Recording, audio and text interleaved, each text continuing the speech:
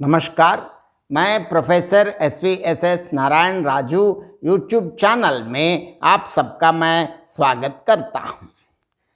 यह सर्वविदित बात है कि इस वर्ष 1921 से लेकर 2021 तक प्रमुख आंचलिक उपन्यासकार फणीश्वरनाथ रेणु जी के जन्म शती या शताब्दी वर्ष हम मनाने जा रहे हैं। इस संदर्भ में इस श्रृंखला में महिला आंचल से संबंधित विभिन्न प्रश्नों के उत्तर से संबंधित कुछ जानकारी मैं लगातार प्रस्तुत करने आ रहा हूँ।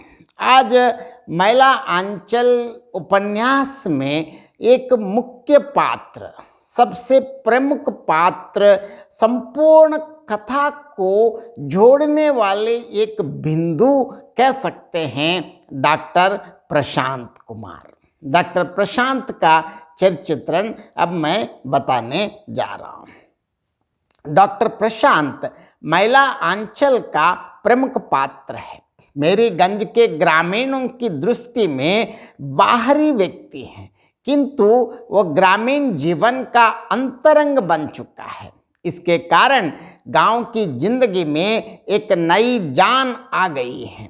वह आंचल का नायक नहीं हो सकता है, फिर भी उसका प्रतिनिधित्व उसे अवश्य प्राप्त है, क्योंकि उसे पूरे आंचलिक जीवन की गहरी पहचान है।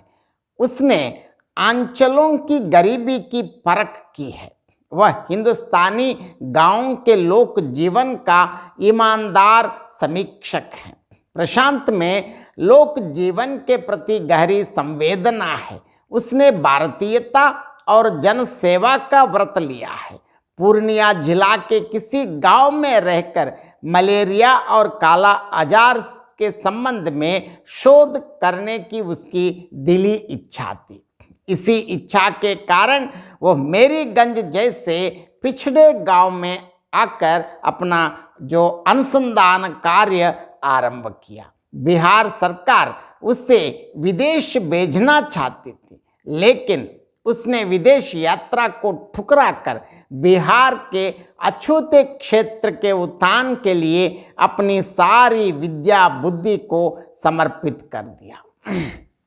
जब तक मैं यह रिसर्च पूरा नहीं कर लेता, मैं कुछ भी नहीं हूँ। मेरी डिग्री किस काम की है? इस पात्र के द्वारा महिला आंचल में फणीश्वरनाथ रेणु वास्तव में आधुनिक युवा पीढ़ी के लिए कर्तव्य बोध कराया है, क्योंकि आधुनिक जो युवा पीढ़ी, खासकर जो पढ़े लिखे लोग हैं, किस प्रकार इस देश मतलब भारत माता की सेवा करना है, प्रशांत के माध्यम से दिखाया। क्योंकि वो विदेश जाने के लिए लोग पैसे उल्टा देकर विदेश जा रहे हैं, लेकिन उनको विदेश जाने के लिए सरकार भेजने पर भी वो बिल्कुल छोड़कर, ये उनकी देखिए अंत में वो कहते हैं, जब तक मैं यह रिसर्च पूरा नहीं कर लेता, मैं कुछ भी नहीं हूँ। मेरी डिग्री किस काम की है? इस वाक्य से एक ओर उसकी ज्ञान पिपासा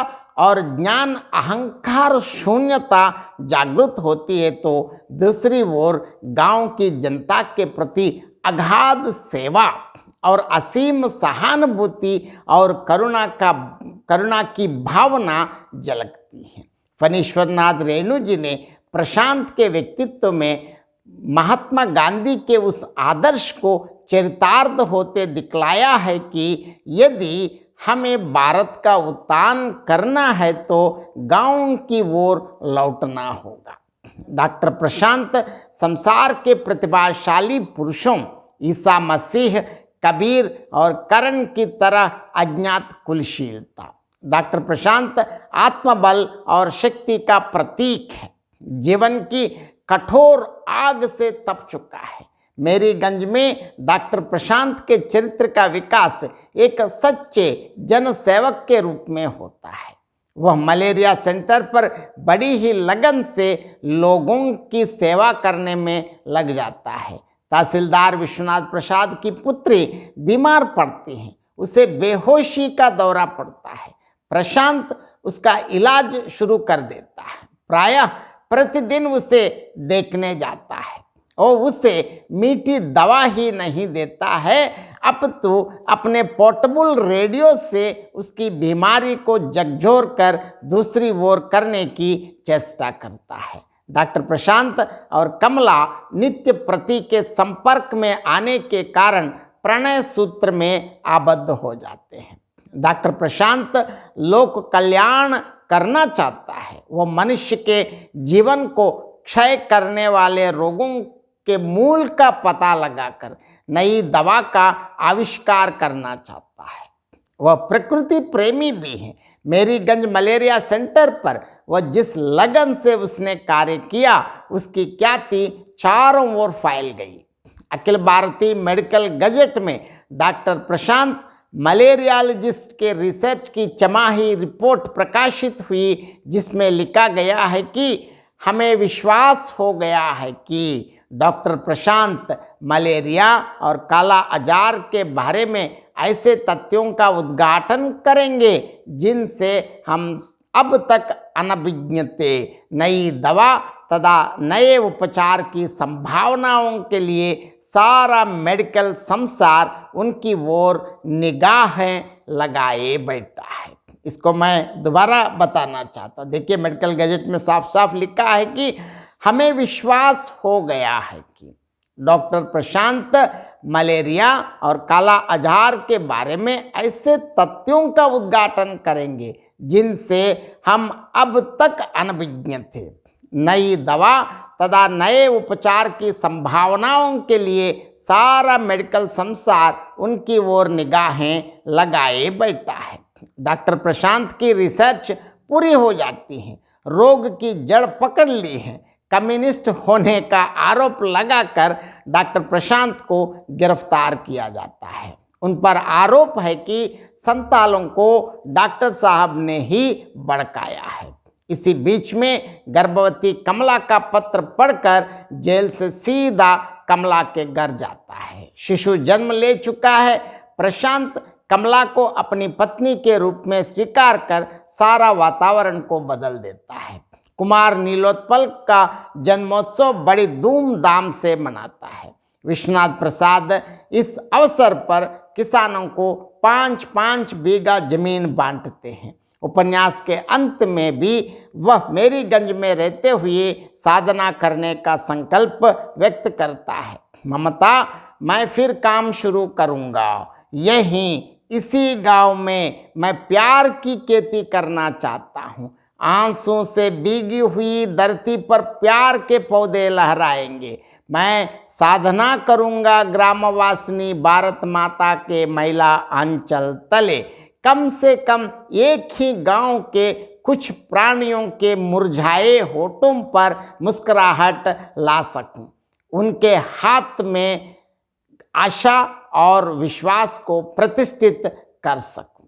इस प्रकार महिला अंचल का प्रशांत गरीबों का सच्चा सेवक तथा ईमानदारी और सच्चाई का प्रतीक है। वह सच्चा प्रेमी, अत्यंत विनीत और व्यवहार कुशल, देशभक्त, निष्पृत, समाज सेवी, अभिमान शून्य एवं न्यायप्रिय पुरुष हैं। उसकी महानता में प्रशांत महासागर की सी गहराई है।